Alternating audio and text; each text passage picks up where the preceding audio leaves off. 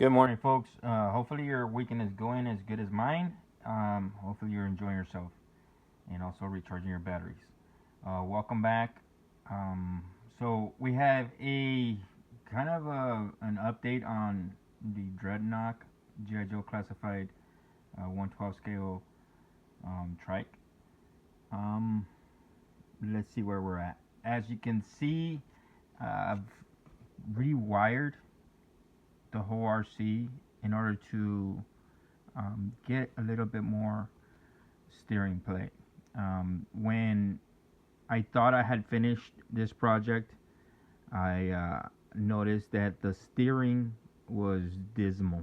It had a humongous turning radius for an RC. Um, I was not pleased with it. I did a video for this review when I thought it was done, and then I promised that I was gonna do a video to show you the functionality of it on the practical, test drive of it. And when I was doing that video, I was pretty shamed at the radius of the turn. So I didn't even want to put it on YouTube. I didn't even want to show you folks. Um, it's just uh, my own personal likes of if I don't like it, I just don't find it to be complete, and I don't find it worthy enough to show it. Right? It kind of embarrasses me a little bit. Um, so having said that, I basically tore it down. I tore it down from the front fork, the steering mechanism, and I played with different servos, um, and I came up with the fact that it wasn't the servo as much as it was the receiver. Um, the receiver was just a normal RC 3 channel. No, it was a 2 channel RC. So it had the functionality of forward, backwards, and then steering. Simple RC. The servo, it probably had about a 30, maybe, I would say about 30 degrees left and right. So it had very minimal movement. It might work on a regular RC just fine, but it wasn't enough for this trike. Possibly because of uh, the distance that it has um, between the rear tires and the front tire. Another factor could have been just the way I'm using the servo. I'm using the servo pretty much at a direct connection to the fork right here. There's a lot of like small things that can affect that, but the 30 degrees again wasn't enough. I've been using a radio link. Um, Excuse the dustiness here. I've been using a radio link RC um, receiver and transmitter. Uh, this thing is pretty awesome. It's just I can't say enough good things about this system. It's a receiver transmitter. It comes with these little transmitters. I'm sorry, receivers. And this one's a 6 channel. Uh, it goes up to 8 channels. It has um, different types of controls. Uh, there's a 3 setting. There is a little wheel that you can turn to affect the servo, or the speed controller. I mean, this thing is versatile, and it connects to your smartphone, and you can control the servo distance, the speed. There's just an enormous amount of stuff that you can work with this receiver transmitter combo. It's come in handy a lot. So I had worked with it before. Actually, placed one on my 118 scale Hemet wrecker.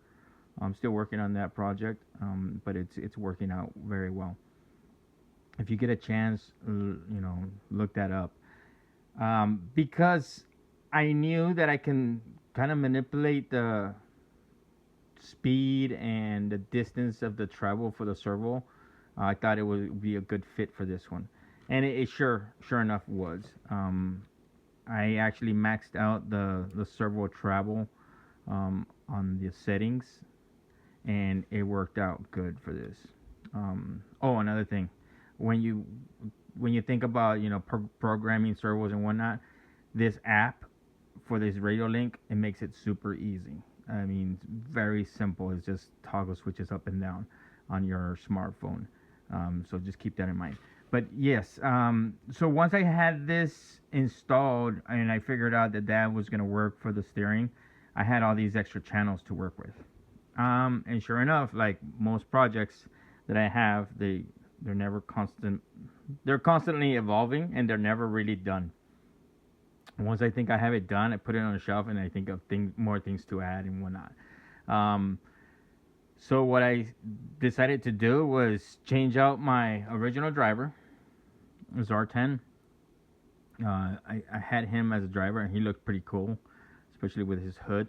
Um, but what I wanted to add some more stuff. So when I broke this down, initially I only had the wheel turning, and then this stayed steady. It was static, and this was movable. So what I did was connect the handlebars with the fork, and now it all moves as one piece. When I put Zartan back in there, he had some movement, but he was stiff, so he would just his whole body would turn. Which isn't a bad thing, but it looked a little bit funky. So I wanted to go with a little bit of an upgrade as far as the figure is concerned, being able to have the figure's hands be able to move with it a little bit more without too much resistance.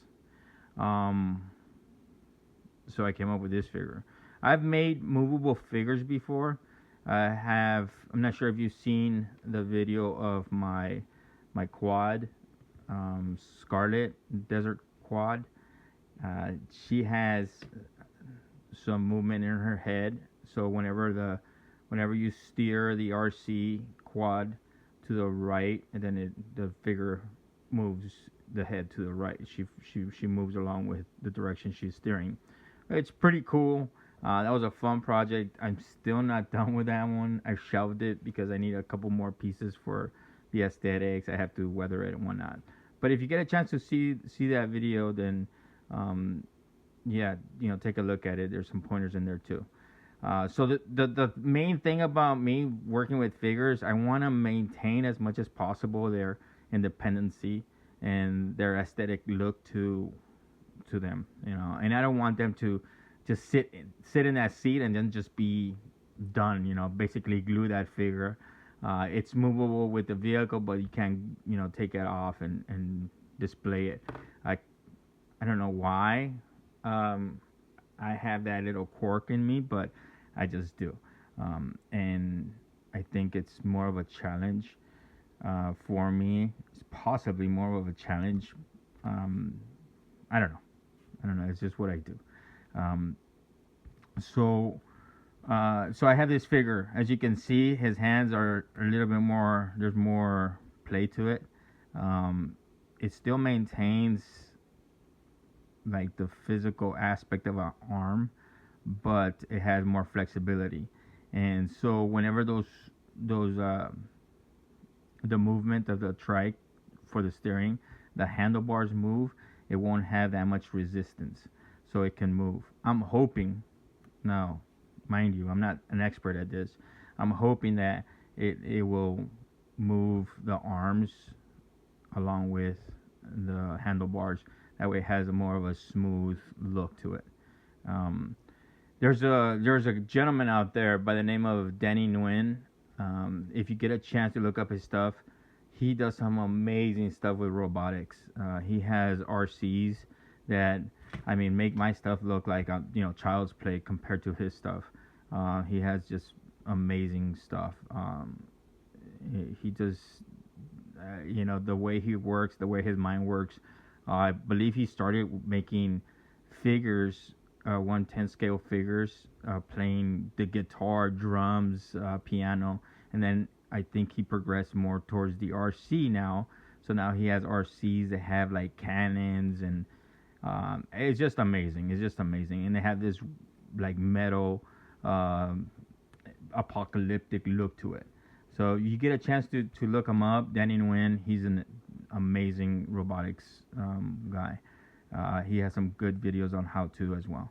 Um, so in order to going back to my figure, in order to get that movement, I basically used wire. It's just a regular. I mean, I think you could pick this up at Hobby Lobby, near the, you know, do-it-yourself necklaces, products and stuff. They have these wires that they use for making necklaces. There's different gauges. There's different thickness.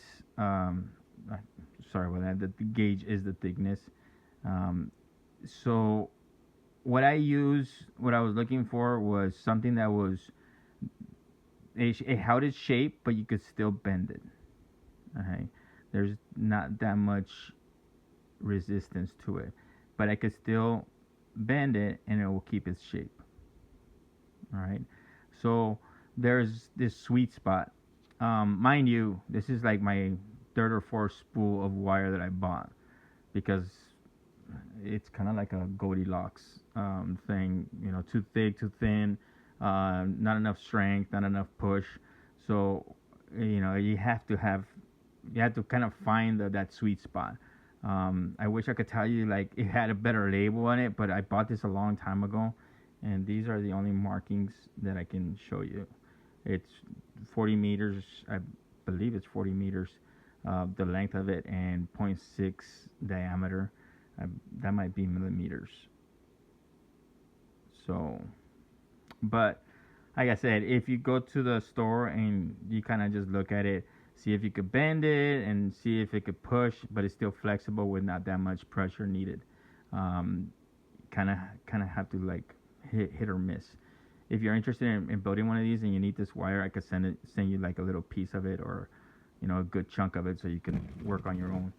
You don't use that much, but maintained. I tried to maintain the same linear pose of the original arm, so it can maintain that movement still, that natural looking movement. Of course, outside of that big gap. The elbow is floating. I just used crazy glue inside with aggregate, Johnny Wild. You could also use what I just found out was like cotton balls.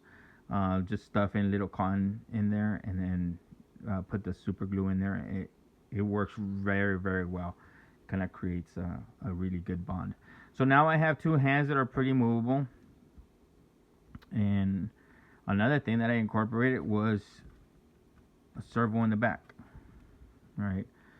This servo, I had to basically, excuse the language here, but gut them out, metaphorically and literally, right? But I tried to minimize, as you know, the amount of cutting that I did in there, and still maintain the movement. When I cut in there, if you do this project, when you're cutting in there, just kind of take it slow.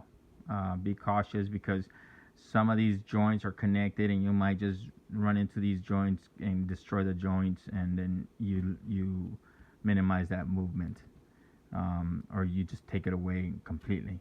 So just do it slowly.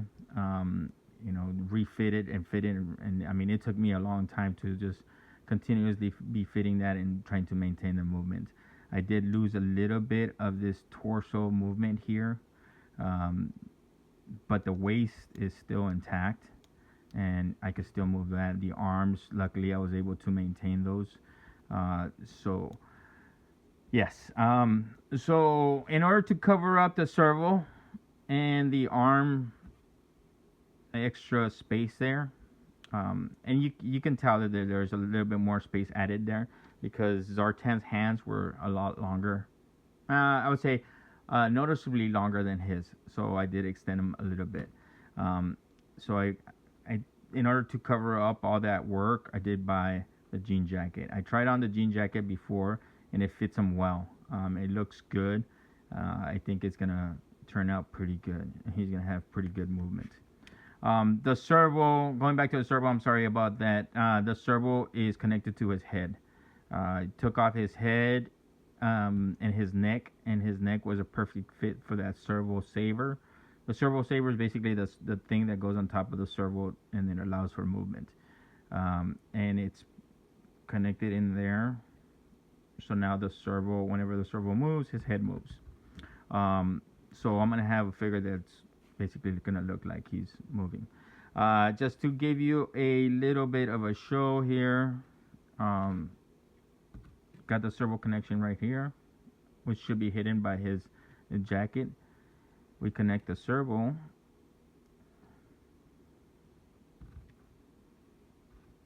And it should be covered up. I'll be able to make sure that gets covered up.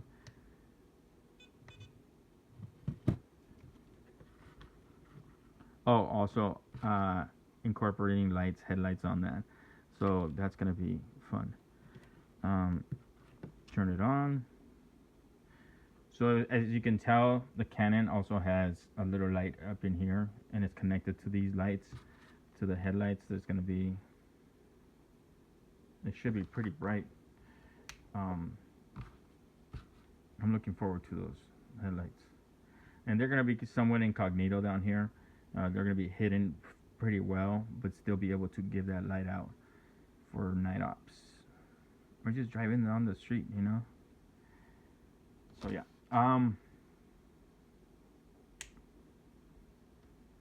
So as far as the functions are concerned, got this set up pretty well. Got the steering. As you can tell, that steering, it's way better. And it's proportional. Everything's proportional on this one. And then for the functions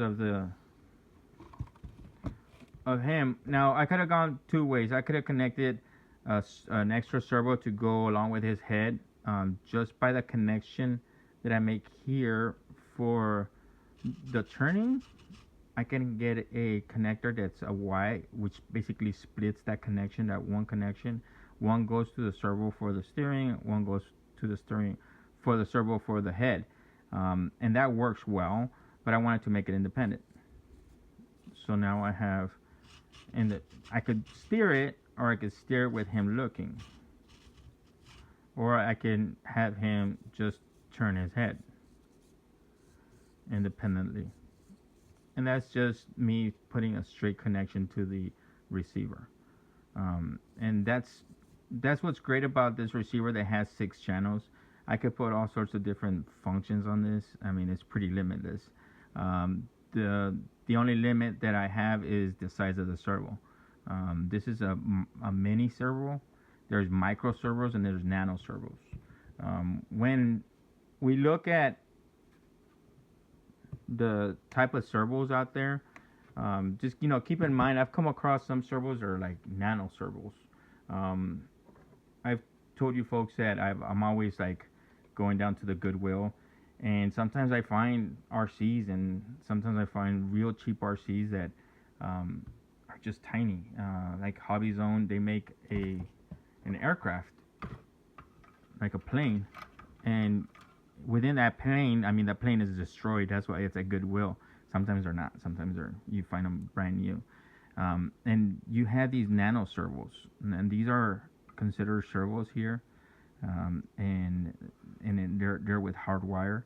There's a little motor here that just pushes this down and up, so it pushes this rod, down and up.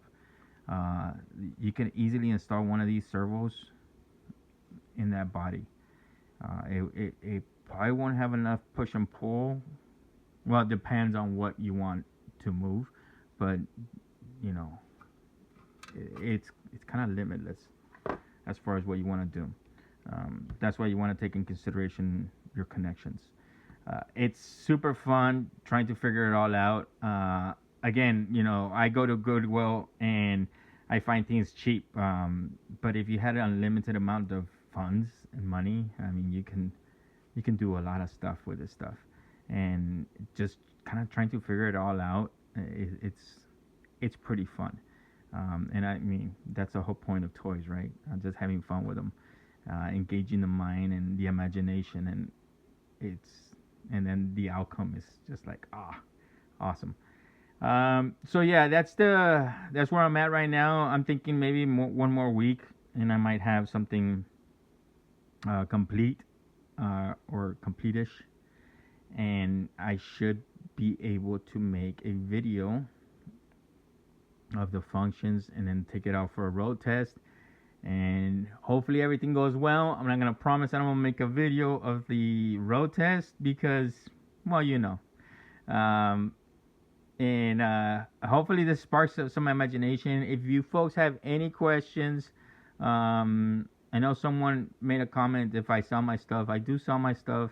I'm starting to run out of room from all my customs. So if you folks are interested in this or any other my other projects and you want to buy them or even trade, if you have GI Joe items, some rare GI Joe items out there that you want to trade for, or just a collection or anything that you have, we can always discuss and we could trade or you can purchase this stuff. As far as price is concerned, it's really hard to put a price on any of this stuff because a lot of effort and a